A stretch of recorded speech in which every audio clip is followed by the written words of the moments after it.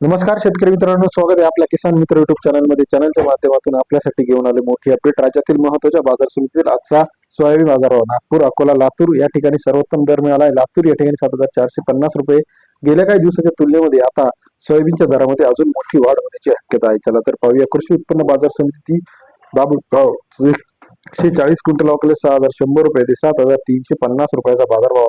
बाबुळगाव कृषी उत्पन्न बाजार समितीमध्ये सरासरी दर 61 ते 73.5 रुपयापर्यंत बाजारभावाचे अपडेट आहे. मेहकर मार्केट 431 क्विंटल अवकले 6,500 रुपये ते 7,260 रुपयाचा बाजारभाव. मेहकर कृषी उत्पन्न बाजार समिती 65 ते 72.6 रुपयाचा बाजारभाव. अकोला 270 क्विंटल अवकले 6,200 रुपये ते 7,450 रुपयाचा बाजारभाव. अकोला कृषी उत्पन्न बाजार समिती सरासरी दर 62 ते 74.5. वाशिम 3,000 क्विंटल अवकले 6,100 ते 7,420 रुपयाचा बाजारभाव. वाशिम कृषी उत्पन्न बाजार समिती सरासरी दर 61 ते 74.20 रुपयाचा बाजारभाव. जालना मार्केट 541 क्विंटल अवकले 6,100 ते 7,200 रुपयाचा बाजारभाव. जालना कृषी उत्पन्न बाजार समिती सरासरी दर 61 ते 72 रुपयाचा बाजारभावाचे अपडेट आहे.